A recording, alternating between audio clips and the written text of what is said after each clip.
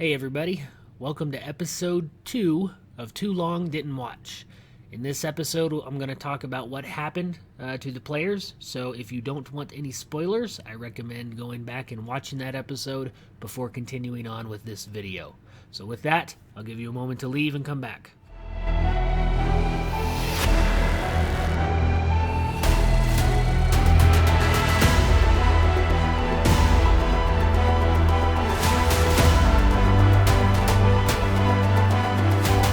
Welcome back. So for this episode, we had a little bit different outcome than we did for episode 1.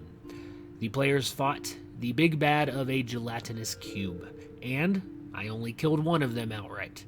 The other 3 survived, and I had to bring the cube back based on what's going on with the story, and it probably would have taken quite a while to actually finish them off. So let's go from the beginning here and talk about what happened. So in our start, this one, if you wanted to start an adventure for a long-term campaign with your players, this might be a decent way to do it. Just be prepared when that gelatinous cube comes out. There may be some issues with your frontline fighter, but it might be a good place to start. The players got their quest to continue into the sewers and get their way out of jail scot-free, and they made their way down there. So, starting with our sewer map here, we have our players entering inside. So the first issue they really had to deal with was lighting. Actually, that was the second. The first one was the players trying to skip my adventure altogether and swimming out the exits and leaving this all behind. As a DM, make sure your players are on the same page of what you want them to do or if what you expect them to do. If this were the long-term campaign that we all play together that I do as pretty open world, sure, I would have given them that option. But here, we're doing something a little different, so I railroaded them a little bit, a lot of bit, so that they stayed on the map and didn't just leave. So be prepared for your players to do things you don't expect. So they entered the first room there. They were able to get a torch and walk their way down the tunnel. Nothing much happened there. Got to this first room, and instead of going straight into our trap where the spider and where the rats were, they went over to the door. The lantern trap worked perfectly and hit for quite a bit of damage. The players then came down, opened up the door here, and went over to the pile of bones, fought the rats and the spider, and the running out the door and having the spider trapped. As that was happening, I was thinking to myself, okay, what am I going to do if they successfully block this door? I ended up rolling really well with the spider. The spider was able to break the door down, and they were able to dispatch it pretty easily. But say they had been able to hold the door closed. The spider was probably just there to get food. It had a few rats it could eat now with no problem. So I would have given it a round of trying to get through the door, and if the players had held it, I would have let it go back to its corner and just hang out, and they would skip that. The players then went over to our gas stratification chamber. There they held it pretty well. Here I made a call different than what I said I was going to do at the beginning. Because I said if the players held their breath, then I was going to have the gases start getting their mucous membranes and that. But as the players were playing, that just didn't really make sense or fit. And my lantern trap had already hit. They'd already fought all of the creatures from the other one, so I was willing to give them a little bit of leeway and not give them more damage and more issues from this section of it.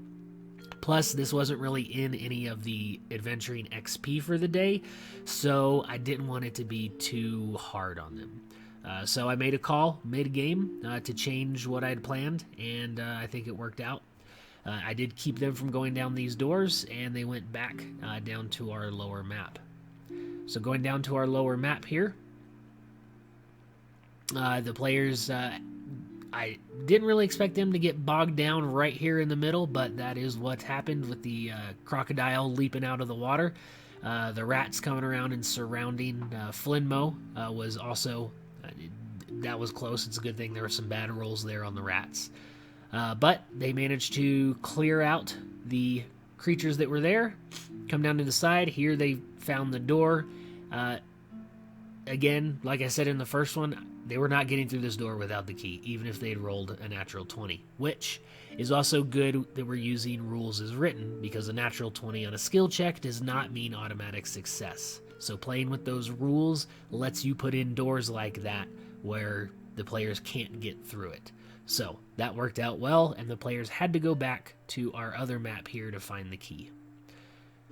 So they swam through the sewers and decided to go north, which I'm glad they went that way, because that is the front way and let the other trap trigger. The players came through, checked out some of the things here. We got a natural 20 roll on this water barrel. So I gave that player, I think that was Dante that checked that out.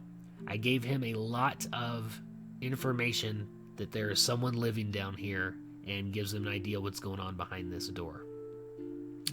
And then Sean fell right into that pit trap hole. That's one thing I like about Foundry, is that you see this game paused here at the bottom. All I gotta do is hit that space bar and I can stop the players from walking around, especially when you're doing a dungeon crawl where you tell them wherever they walk, that's what happens.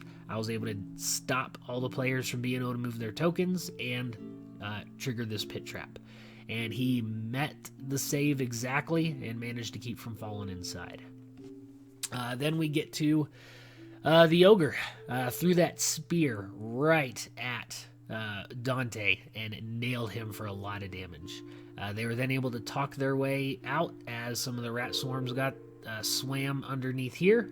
So I didn't get a full encounter here like I'd planned, but I was able to get a little bit of that role playing in so that they could get a chance for a short rest and then get a chance to do a little bit of negotiating with the ogre. I did not, however, expect them to try and get the ogre to join their team. I'm really glad they didn't roll a 20. I'm not sure even right now what I would have done. I maybe would have had him follow, but then run away when he sees the monster so that he's not increasing or messing with the XP as part of what this project is. But luckily they didn't roll a 20, and he allowed them to just take a short rest there. So then they're able to go back to that locked door. Here at the locked door, they got inside our circular chamber, and this is where things got interesting. The gelatinous cube, before this, I've only ever run a gelatinous cube once, and it was kind of fun to do it this time, because if you don't run it aggressively, it's not going to do a whole lot to your players. So when, I think it was Radimus, or no, when Dante got right up next to that cube and the cube started its turn, it had 20 feet of movement. So that is 4 saves in a row Dante had to make to not get engulfed by this cube. And I think it was the third one he failed. He was inside, he starts his turn, and I rolled super high, and he was already down to 2 health, I believe it was, and boom, it instantly killed him. So be careful if you're running a cube like that. It would be aggressive, as it takes 4 squares of movement each turn, and would just go towards whatever creature is trying to get away from it. Once that happened, they had all this space to work with, and they did what I thought they would, is they would stay back and hit it with some ranged attacks. So that's where I needed the cultists above to start limiting their movement and lock them in. So eventually on this one, the players won with only 1 death. So if you were starting this as a campaign, you would already have a player re-rolling one of their PCs. But the other 3 made it. And then with our wild shape druid, who still had another wild shape to use, and the other 2 players, we'd gotten to about the 3-hour, 15-minute mark, and it would have taken, I'm guessing, at least another 5 rounds for me to lock everybody into a 10x10 tunnel and just run this cube back and forth to take down all their HP. So, players did pretty well. They won this one. I think this adventure went pretty good. If there's anything you would have done different, or anything that you would think a cube would do differently, let me know in the comments, and I hope to talk to you there. Thanks for watching.